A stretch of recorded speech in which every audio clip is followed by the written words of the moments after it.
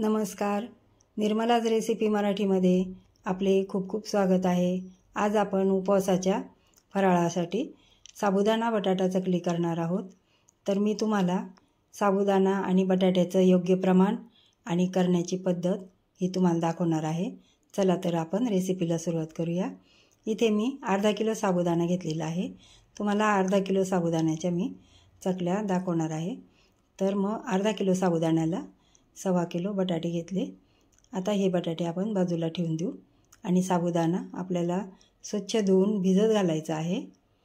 त्याकरता मी मोठं पातेलं घेतलं, त्यात साबुदाणा टाकून घेऊया आणि पाणी टाकून छान असं 2-3दा हा आपण चोळून असा छान साबुदाणा धुवून घेऊ। इथे पहा, हा साबुदाणा मी चांगला धुवून घेतला। आता आपल्याला साबुदाणा बुडून वरती अर्धा इंच असं पाणी राहील एवढं पाणी टाकून घ्यायचं आहे। साबुदाण्याच्या वर हे बघा अर्धा इंच असं पाणी आहे। आता हा झाकून आपण रात्रभरासाठी ठेवून देऊ। आता सकाळी आपण बघूया। हे बघा आपला साबुदाणा छान असा भिजलेला आहे। आता आपल्याला बटाटे उकडून घ्यायचे। त्याकरता मी इथे कुकर घेतलं। आता त्यामध्ये स्टँड ठेवून 1 तांब्या भरून पाणी टाकून घेते आणि डायरेक्ट आता मी ह्या कुकरमध्ये बटाटे स्वच्छ धुवून असे रचून घेणार आहे। बटाटे असे मोठे आहेत। आपल्याकडे बारीक बटाटे असेल तर कुकरच्या भांड्यामध्ये आपण उकडू शकता। हे मोठी साईज असल्यामुळे मी इथे डायरेक्ट ठेवलेले आहे। बटाटे चांगले धुवून माती धुवून घ्यायची बटाट्याची। हे पहा 1.25 किलो बटाटे बरोबर या कुकरमध्ये बसले। आता आपण मोठ्या गॅसवर 4 शिट्ट्या करून घेऊ। हे पहा 4 शिट्ट्या झाल्या। थोडंसं कुकर थंड झाला की आपण उघडून बघूया। पाहू शकता इथे किती छान बटाटे उकडले गेले। आता आपण हे सोलून घेऊया। इथे मी सगळे सोलून घेतले आणि बटाटे परातीमध्ये। आता आपल्याला याचा किस करून घ्यायचा आहे।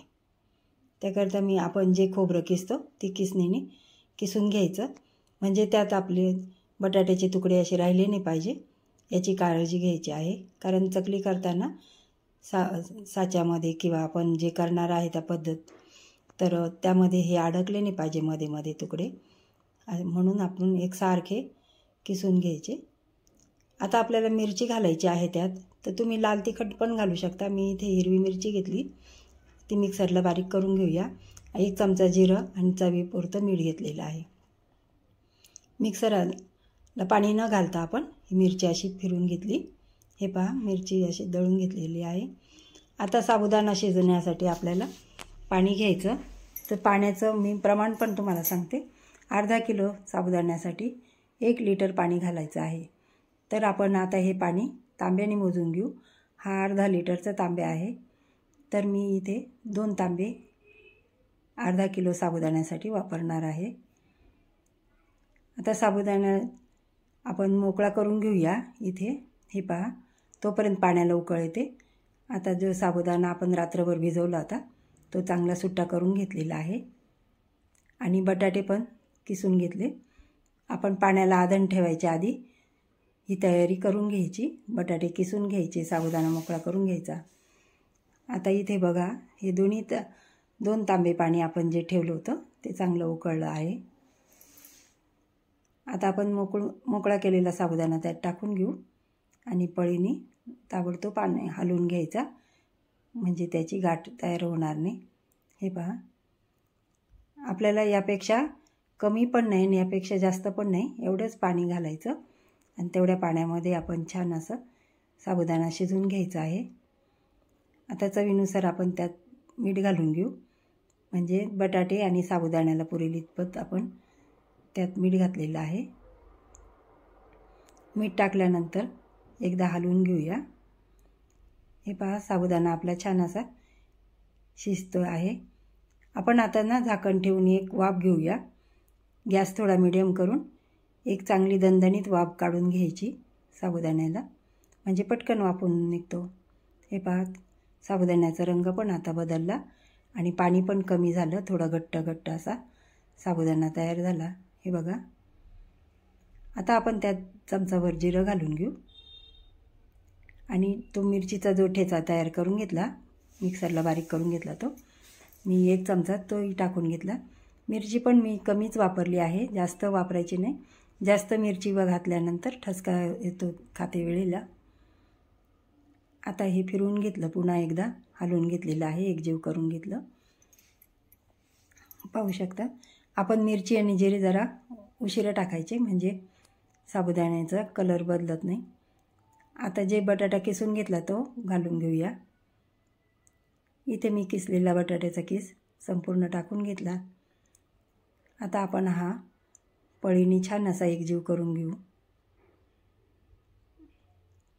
आता साबुदाणा आणि तो बटाट्याचा किस आपल्याला एकत्र करायचा आहे.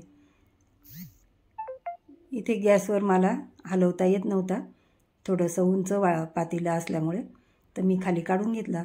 आता आपल्याला हा साबुदाणा पुन्हा शिजवायची काहीच गरज नाही आहे. तेवढ्या याच्यामध्येच आपण हा बटाट्याचा किस घालून एकजीव करून घ्यायचं. हे पहा, इथे मी छान असं कालवून घेतला हा. म्हणजे हे आपलं हे मिश्रण बघा तयार झालं. आणि थोडा वेळ थंड होऊ द्यायचं. थंड झाल्यावर बघा ॲटोमॅटिकच ते घट्ट झालेलं आहे. आता मी तुम्हाला हे प्लास्टिकच्या पिशवीने करून दाखवणार आहे. त्याकरता मी इथे टाटा मिठाची पुडी घेतली. आता त्या पिशवीत हे मिश्रण टाकून घेते. मिश्रण टाकून झाल्यानंतर आपण कोपऱ्यातलं एक छोटंसं कट मारून छिद्र पाडून घ्यायचं पिशवीला.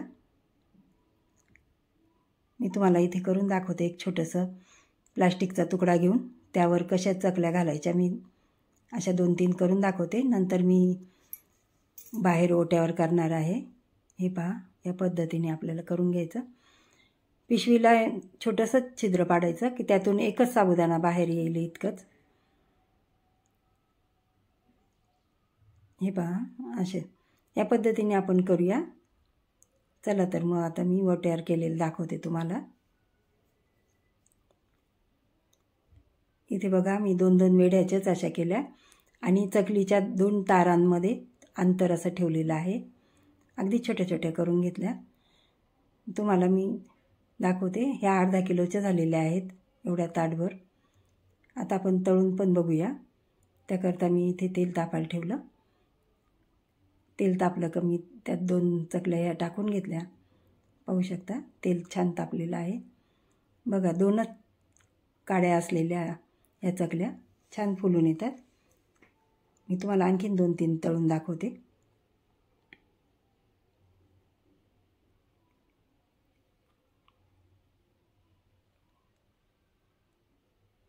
पाहू शकता दुप्पट तिप्पट अशी ही चकली छान तयार झालेली आहे.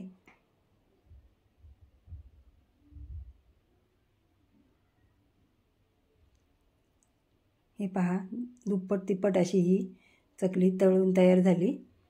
तुम्हाला कच्ची पण दाखवते कशी आहे आणि तळलेली आणि ही कच्ची, दोन्हीमध्ये असा फरक आहे. तुम्ही माझी ह्या पद्धतीने नक्की करून पहा. तुम्हाला जर माझी ही रेसिपी आवडली असेल तर लाईक करा, शेअर करा, सबस्क्राईब करा. हे पहा, मी तुम्हाला मोडून पण दाखवते.